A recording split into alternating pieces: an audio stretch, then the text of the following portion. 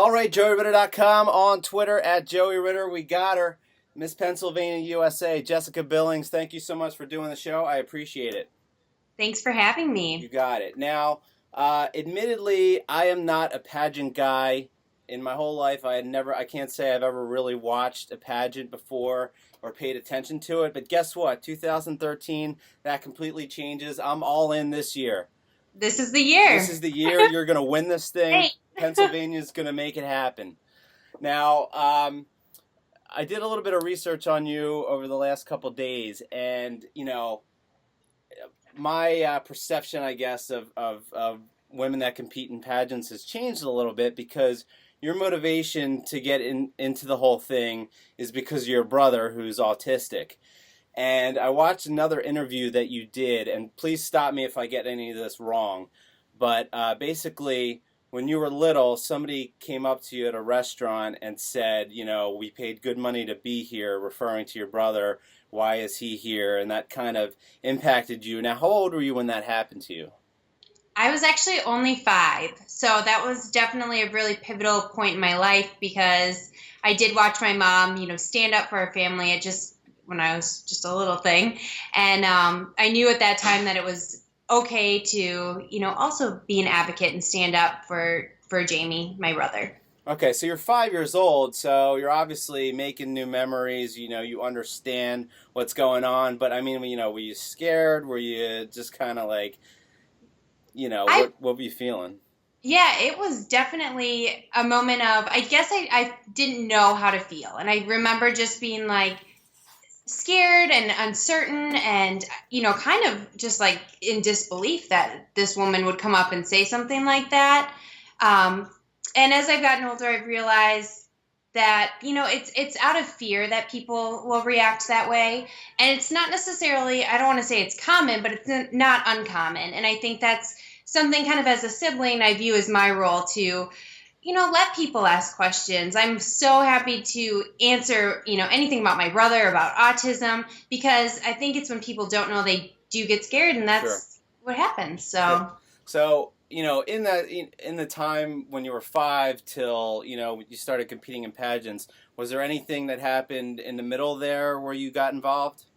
actually, a lot happened, I would say. I became a human rights commissioner when I was just, oh my gosh, I must have been in 5th grade, and I was served as the youngest voting human rights commissioner and served a really long term. I think it was 5 years, and then had the opportunity to speak at the state capitol and have raised funds and organized teams for walks for autism. So I've always been an advocate my entire life. So that's, when I became Miss Pennsylvania, I knew that that was something that I really wanted to, take to the next level and get more people involved and share my message even, to a larger audience. Great. Now, you've been competing for about 8 years, right? In this current pageant.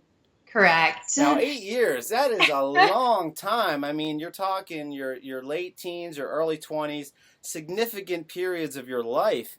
I pride myself as a guy that doesn't give up. But I mean, after like maybe 3 years, I would have been like, okay, I don't know if I can do this. But what kept you going for 8 years? It Well, actually, right before I competed for Miss Pennsylvania this year, I called my grandfather and told him I was competing, and he was like, when are you going to ever give this up? And I'm like, Grandpa, this is the year. I am going to, I am going all out. And this has been something like a childhood dream of mine. In my family, it was Miss USA was like the Super Bowl. And I always remember wanting to be on that stage and to be, Miss USA. And I feel so lucky and so blessed that it was within reach and it was something that was attainable, and it did take a lot of hard work, but my year, I think I always say I'm so thankful that I didn't win my first time out because it has such a deeper meaning to me, and I had such a vision of what I wanted my year to be. So the day I won, the next day I was really able to hit the ground running. Right, so you appreciate it more, obviously. But what's something maybe like after year 6, for example, you've gone that long. What could you possibly, work on further to improve yourself? In life, I feel like we always have moments where we can just take a step back and, really learn and grow. And I would say the thing that I did differently this year, it was, I know you're asking about year 6, but they kind of all blend together. It doesn't have to be year 6, but But this year, what I really did is I thought, what I did when I was 19 years old is not, what I am now as a 26-year-old. So I literally just wiped the slate clean. I cleaned out my closet, sold all my wardrobe. I mean, I was like, I need to revamp and work with a different team of people who can help me and find different mentors, and really just started fresh and really develop myself as a woman. And I think that that's something to just kind of take with me for life, that it's, you should never become stagnant. I think self-growth and personal growth, whether it's through a pageant or a new business opportunity, can always be exciting. Sure. Now, because you've been in the game for so long, surely you remember a couple years back, Miss South Carolina having trouble with a question. Now, there's a couple sides to this, because, you could argue it's taken a little bit out of context, because it's just focused on what she said, and the question itself was, recent polls have shown a fifth of Americans can't locate the U.S. on a world map. Why do you think that is? I mean, how are you supposed to answer that question? I feel for her a little bit. I feel bad for her. What's your take on the situation? It was a tough situation. She's a teenager, number one. She's on live television, number two. And number three, it was a question she probably had never thought about. I think it was just a matter of reacting in the moment. And I don't think she realized what she said at the time. Actually, I was in college at the time. So that year, there was a couple girls that were Miss South Carolina and were tiaras and carried around a map for Halloween. So I kind of played a little joke on her. But I thought she handled afterwards really well. And I think that was a moment where she was able to kind of laugh at herself. And she went, I don't know if you remember that part, but she went on a whole media tour and, kind of explained herself and really kind of seized the opportunity. So I think it's we're all human. We all make mistakes. We all say things without thinking. And I think that was a moment for her. Now, when you're preparing, to do the pageants, do you have to practice answering questions like that? I definitely stay on top of current events and will, kind of think about things and make sure that I'm thinking through and knowing how I feel, because I feel like when you know who you are and what you believe, then you're able to articulate that much clearer. So it's not like practicing for Jeopardy where you have to get all these categories and answer all these questions. It's not like that at all? Luckily, in interview and with, opinion questions, there is no wrong answer, I guess, because, you believe what you believe. You just hope you don't have that Miss South Carolina moment where you stutter and have something like that. So. Right. Now, do you think there's a certain age that females should start competing in pageants? In other words, is there an age that's too young? That's a tough question. I think it's very based on an individual. I actually did compete when I was younger, and I was a little girl who, when I went to parades, I would just, I'm scared of everything, the fire trucks. But when the princesses went by, I was like, Mom, I want to ride in a parade. And so I did compete in like a local community where you represent the pageant or represent, your city, and there's no makeup. So I have had that experience, and I do think it's a good experience for young girls because it is the opportunity to speak in front of people, to, really kind of have some confidence in yourself at a young age. Mm-hmm. But, when you see parents that are forcing their children to do something that they're not comfortable with, I never support that, whether it's hockey or pageants or, whatever that is. I think it's very important for the child to be wanting to do that. Okay, I strongly disagree on hockey, but as far as pageants, no, I'm kidding. I'm just a huge hockey fan. But I was originally from Minnesota. That's where I grew up, so, okay. So I understand hockey.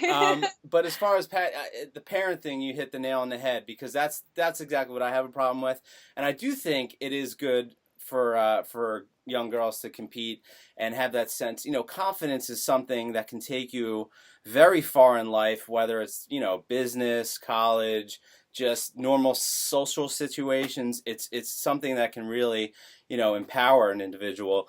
But it's the other side of it, and I have a daughter, she's 1 year old, and it's like, these are the things that keep me up at night. It's like, if she's 10 years old and says to me one day that she wants to compete in a pageant, I just don't know how I'm going to handle that situation. And my advice to you as a parent would be to do your research, because there's a lot of great children's pageants that are focused on community service, that are no makeup. I mean, they will wipe your face with a Kleenex if you're wearing makeup, and they really do focus on developing the little girl as, being confident in herself, speaking and community service, like I said. So I just think it's very important to understand that there's different types of pageants, kind of like different leagues of baseball. That's what I always tell people, and to really know what you're getting yourself into before. Sure. But there's a positive side and then there's a negative side. I definitely don't think there's anything cute about little girls wearing makeup and bikinis or anything like that. So Gotcha. Okay. Now, if you go to your website, billingsjessica.com, you'll see a section with sponsors on it. And, I guess Hollywood Tans is an example. Do you have friends that call you up and say to you, hey, Jessica, what do you think about getting a tan today? What do we say? We go to the Hollywood Tans and play the Miss PA card. Does that ever happen to you?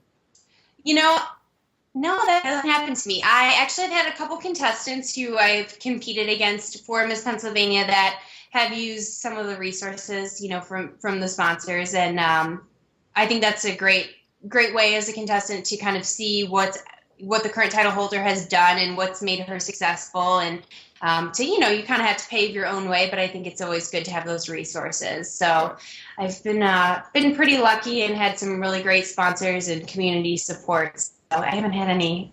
My friends are pretty good to me. Right. Now, it seems, just based on everything that's about you online and just what you're telling me in this interview, it just seems your whole entire life you've been involved with autism and pageants and just on the go constantly. But, when you were, say, 15 years old, were you just a girl that had posters of bands on the wall or actors or anything like that? Were you a teeny bopper in any way?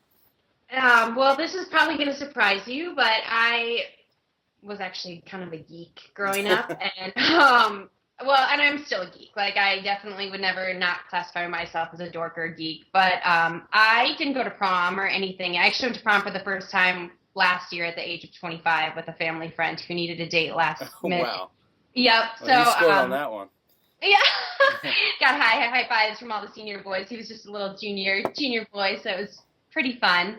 But, I always kind of walked the beat of my own drum. I was always involved and kind of too busy for boys. Kind of took a while to grow into myself, and I was always confident in who I was. I think of myself developing from the inside out, and I really think, I always loved who I was and never fell into peer pressure. I actually, as a high school student, was also the president of Students Against Destructive Decisions on a national level, so did a lot of advocacy for them, and really just, I think it's so important for teenagers to have a strong sense of self, and probably, I probably got some of it from pageants as well. Okay. Now, when the cameras are off you, you're not made up, you don't have to worry about being Miss Pennsylvania, what do you like to do? Oh, gosh. Well, I love to hang out with my friends and go bowling. That's probably one of my absolute favorite things. I'm not that great of a bowler. I actually learned how to bowl adaptively with my brother through adaptive bowling, and learned how to do it on the actual they have like the ramps that you kind of just slide your bowl down, and then bumpers for a while. But now when I travel too, I love to bowl. And when I was in Argentina last year, it was one of the neatest experiences. There was actually a pin boy at the bottom. So like when you knocked over pins, you'd see little feet and little hands that would go pick up the pins. So that was pretty fun. Jessica, I really appreciate you doing the show. And again, go to votemisspa.com. You can vote 10 times a day. And it's not a very invasive voting process. Yeah. They won't send you emails. You can vote from, if you have multiple email accounts, you can vote from multiple email accounts. And definitely do that. Pretty easy. Yeah. So we'll be watching. And again, billingsjessica.com on Twitter @billingsjessica. And good luck, and we'll talk to you soon. You got to come back though if you win. Oh, I definitely will. All right. First, you lined up as Miss USA. Beautiful. All right, thanks, Jessica. Thank you.